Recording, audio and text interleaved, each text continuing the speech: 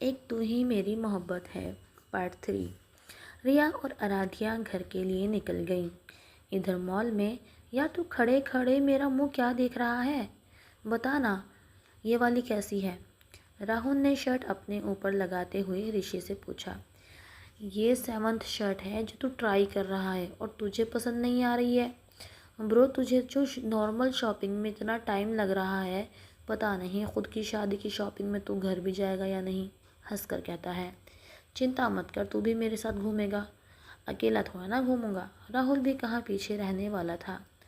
अच्छा बेटा, वैसे एक बात तो बता, तेरी शादी हो जाएगी और तेरी वाइफ ने किसी दिन तुझे गिफ्ट के तौर पर कोई शर्ट दे दिया गलती से, तो तेरा तो मुँह ही बन जाना है, ये अच्छी नहीं है और वो अच्छी नहीं है ना? इस बार ऋषि से हंसी कंट्रोल ही नहीं हुआ तो वो ज़ोर ज़ोर से हंसने लगा।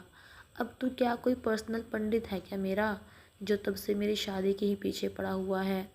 और वैसे भी रही बात मेरी शादी की, तो उसमें भी बहुत टाइम है, राहुल ने फुल एटीट्यूड से कहा। वैसे तो राहुल में एटीट्यूड आकर कह दिया, मगर शादी की बात से मन ही मन मुस्कुरा रहा था। कुछ बातें और हंसी उसके कानों में गूंजने लगी। फिर पता नहीं सुबह वाला हादसा उसकी आंखों के सामने तैर गया। वो चेहरा न जाने क्यों जाना पहचाना लगा। वो मासूमियत और वो भी इतने करीब से किसी लड़की को देखना, उसकी ज़िंदगी में ऐसा पहली बार हुआ था। हालांकि वो कॉलेज में सबसे हैंडसम लड़का था, लड़कियां मरती थीं उस पे, मगर उसे प्यार में अभी तक कोई इंटरेस्ट नहीं आया था। ये कहते ये पहले कि उसको उसकी जैसी कोई मिली ही नहीं थी जो उसे समझ सके, उसे संभाल सके। राहुल बाबू तो अपने धुन में ही मगन रहना पसंद करते थे, घूमना फिरना, बस उसमें ही खुश रहना। क्या हुआ हीरो, कहाँ खो गया? कहीं तू सच में तो शादी के सपने नहीं देखने लग गया? राहुल के कंधे पर हाथ रखकर हंसते हुए कहता है। Very funny. हंसकर राहुल अपना कंधा साइड कर लेता है। अच्छा यार, छोड़ ना ये सब, ब्लू वाली अच्छी है और एक ऑलिव ग्रीन ले ले और एक ब्लैक ऑलवेज फेवरेट रही है तेरी। ऋषि ने उसके हाथ से शर्ट ली और एक एक करके डेस्क के ऊपर रखते हुए कहा, थैंक्स ब्रो। राहुल ने ऋषि से कहा, ब्रो ये पैक कर दीजिए, वहाँ पर खड़े लड़के से कहा, और काउंटर पर आकर राहुल ने बिल पे किया और दोनों वहाँ से निकल गए। अच्छा सुन, तू मेरे घर आ जाना, शाम को वहीं से निकलेंगे, ओके? बोलते हुए राहुल ने बाइक स्टार्ट किया। ठीक है ब्रो, कहते हुए ऋषि बाइक पर बैठ गया और दोनों को उसके घर पर छोड़ा और खुद घर के लिए निकल गया। आराध्या और रिया घर पहुँचे ही थे कि आराध्या भागते हुए अंदर आई और फिर ऊपर अपने कमरे की तरफ बढ़ गई। कमरे में आकर बैग बेड पर रखकर स्टडी टेबल पर रखी बुक्स में अपनी डायरी ढूंढने लगी। परेशान आराध्या ढूंढते ढूंढते उसकी नज़र बेड से लगे टेबल पर गई तो उसने राहत की सांस ली। बेड के पास जाकर डायरी को उठाया और अपने सीने से लगा लिया। आज अगर ये डायरी मैं खो देती तो शायद आपको भी खो देती। आराध्या उस डायरी को सीने से लगाते हुए खुद से बड़बड़ाते हुए बोली। उसकी धड़कनें तेज़ हो गई थी और गला भी भर आया था। अब तक रिया भी कमरे में आ गई थी। उसने जब आराध्या के हाथ में डायरी देखी तो बैग स्टडी टेबल पर रखा और उसके पास चली गई। मिल गई आते ही डायरिया ने अपनी आंखें बड़ी करके कहने लगी। कहकर हल्का सा मुस्कुराकर आराध्या ने रिया की तरफ नज़रें घुमाई। थैंक गॉड कि तुझे तेरी डायरी मिल गई, वरना तो तुम मेरी जान ही ले लेती, थोड़ी खिंचाई करते हुए कहकर रिया बेड पर बैठ जाती है। ऐसा तो मत बोलो, आराध्या थोड़ा झेप गई और अपनी नज़र चुराने लगी। देख रिया, वो तो मैंने कॉलेज कैंटीन में मैडम जी, रिया थोड़ी कुछ तेज़ आवाज़ में कहा। अच्छा बाबा सॉरी, नेक्स्ट टाइम ऐसा नहीं होगा, प्यारी सी शक्ल बनाकर कहती है। ठीक है, एक शर्त पर मैं तुम्हें माफ़ करूँगी, बोलो मंजूर है? रिया ने अपना हाथ आगे करके कहा। ठीक है, बोलो क्या शर्त है तुम्हारी? आराध्या ने भी उसके हाथ के ऊपर अपना हाथ रखते हुए कहा। तुम्हें आज मुझे ये बताना ही होगा कि इस डायरी में ऐसा क्या है जो तुम इसे लेकर इतना परेशान हो जाती हो। इस डायरी को खो देने का डर लगा रहता है तुम्हें हमेशा, ऐसा क्यों आराध्या? रिया एक साथ में अपने मन में चल रही बातों को आराध्या के सामने रख दिया। आराध्या ने सुना तो झटके से अपना हाथ पीछे ले लिया। क्या हुआ आराध्या, तुम चुप क्यों हो गई? रिया ने आराध्या की आंखों में देखते हुए कहा। कुछ भी तो नहीं आराध्या, नहीं, थोड़ा हिचकिचाते हुए कहा। तो फिर क्या हुआ, बताओ क्या है इस डायरी में? रिया समझ नहीं पा रही थी कि आखिर आराध्या उसे डायरी को लेकर इतना क्यों बेचैन रहती है। रिया, आज तुम्हें कुछ क्या हो गया है? आराध्या कहते हुए बेड से उतर गई। उसने अपना मुंह भी फेर लिया था। क्योंकि मैं जानना चाहती हूँ, तुम मुझे बता सकती हो। आराध्या, हम दोनों बहनों के साथ साथ अच्छे दोस्त भी हैं। तुम अपनी बातें मेरे साथ शेयर कर सकती हो। रिया ने उसे तसल्ली देते हुए कहा। आराध्या खामोशी से खड़ी रही। आराध्या और रिया का बॉन्डिंग तो अच्छा था, लेकिन रिया ने कभी भी डायरी के बारे में आराध्या से नहीं पूछा था। शायद इसीलिए भी कि आराध्या के माता पिता को गुजरे कुछ वक्त ही हुआ था। ऐसे में उससे और चीज़ों को लेकर सवाल करना रिया को सही नहीं लग रहा था। रिया ने आराध्या के सामने सवालों का पहाड़ खड़ा कर दिया। आराध्या ने मुड़कर रिया की तरफ देखा तो पाया कि रिया उसके जवाब का इंतज़ार कर रही है। आराध्या हाथ में अपनी डायरी लिए बालकनी की तरफ बढ़ गई। उसके पीछे पीछे रिया भी आ गई। आराध्या ने डायरी के अंदर से तस्वीर निकालकर रिया की तरफ बढ़ा दी। ये किसकी तस्वीर है? रिया ने तस्वीर को गौर से देखते हुए पूछा। यही वो वजह है रिया, जिसके खो जाने का डर मुझे हमेशा रहा है। आराध्या ने बालकनी से नीचे देखते हुए कहा। मतलब मैं कुछ समझी नहीं। आराध्या ने कहना शुरू किया। अंकल, पानी पूरी दे दो, वहाँ खड़ा एक छोटा लड़का कहता है। तभी कहीं से छम छम छम के किसी की पायल की आवाज़ उसके कानों में पड़ती है। वो उस दिशा में अपनी आंखें घुमाता है तो सामने से एक छोटी लड़की को अपनी तरफ आता देखता है। वो पानी पूरी के स्टॉल के दूसरी तरफ थोड़ा छुप जाता है।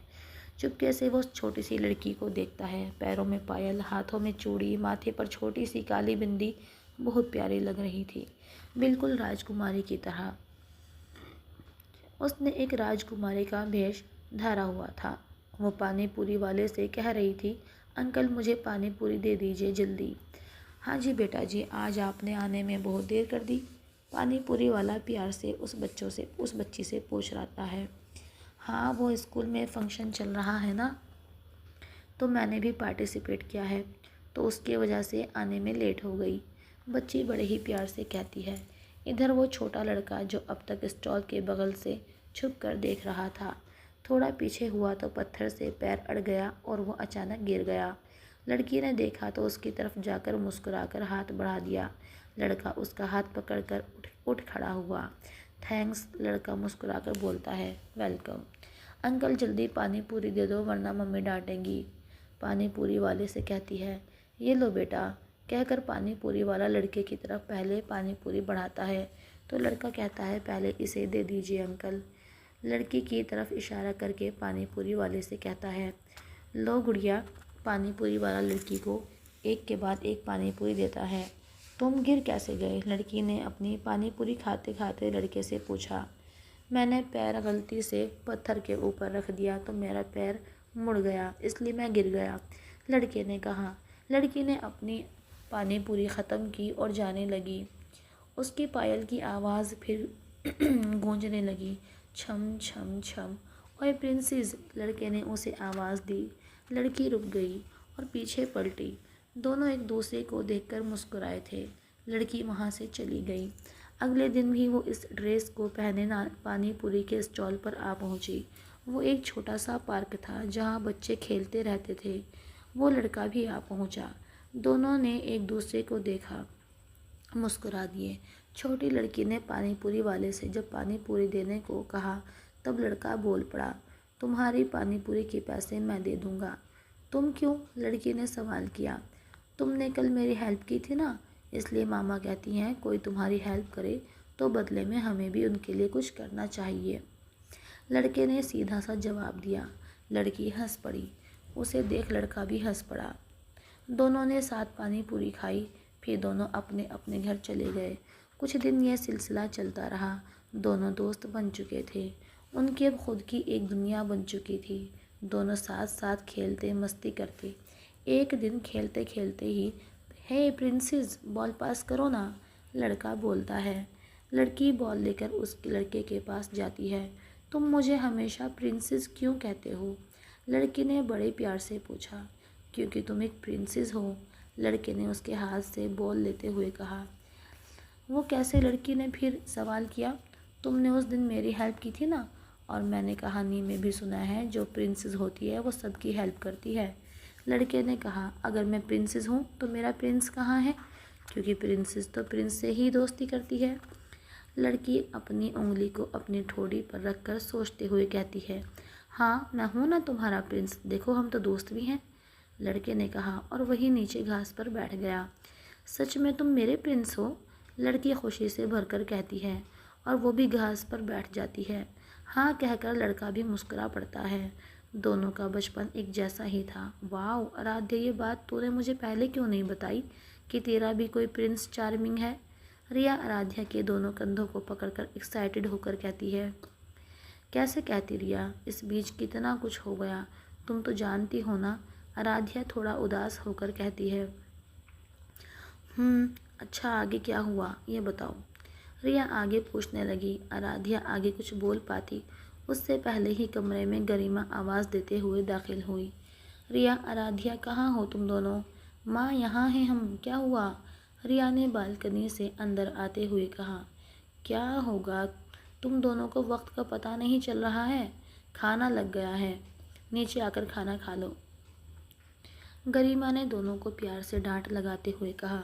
अरे माँ, खाना तो खाएंगे ही, पहले आप आराध्या की प्रिंस चार्मिंग से तो मिल लीजिए, रिया जल्दबाजी में कह गई। आराध्या ने सुना तो भागकर रिया के पास चली आई। मतलब गरिमा कुछ समझ नहीं पाई। अरे मामी जी, वो तो कल रात को सिंड्रेला की कहानी देख रहे थे ना, तो उस कहानी के प्रिंस की बात कर रही है। आराध्या ने रिया की ओर आंखें बड़ी करके कहा और मामी जी को देखकर मुस्कुरा दी। हाँ हाँ माँ, उस प्रिंस की ही बात कर रही थी, रिया ने कहा। फिर आराध्या के कान में फुसफुसाने लगी। सॉरी, तुम दोनों भी ना, चलो अब चल कर खाना खा लो, बाद में सिंड्रेला बनती फिरती रहना तुम दोनों। तो रिया ने कहा, हाँ हाँ माँ, आप चलो हम आते हैं। गरिमा चली गई। गरिमा के जाते ही रिया और आराध्या एक दूसरे को देखकर खिलखिला हंस पड़ी। आज तो बाल बाल बच गए यार आराध्या। रिया ने बेड पर हाथ फैलाकर एकदम से लेटकर कहा। आराध्या ने तकिया उस पर मारते हुए कहा, अगर मैंने बात नहीं संभाली होती तो खैर नहीं थी हमारी आज तो। रिया उठकर बैठ गई। देखो रिया, तुम्हें मुझसे एक वादा करना होगा। इस बारे में तुम किसी से भी कुछ नहीं कहोगी, मजाक में भी नहीं कहोगी, ठीक है। आराध्या ने गंभीर होते हुए कहा। बाबा, पक्का वाला वादा, किसी से नहीं कहूँगी, रिया ने भी सीरियस होते हुए कहा। अब चलो नीचे, वरना मदर इंडिया फिर से आ जाएंगी, रिया ने कहा तो फिर से दोनों हंसने लगी। आगे की कहानी सुनने के लिए अगला बार ज़रूर देखें।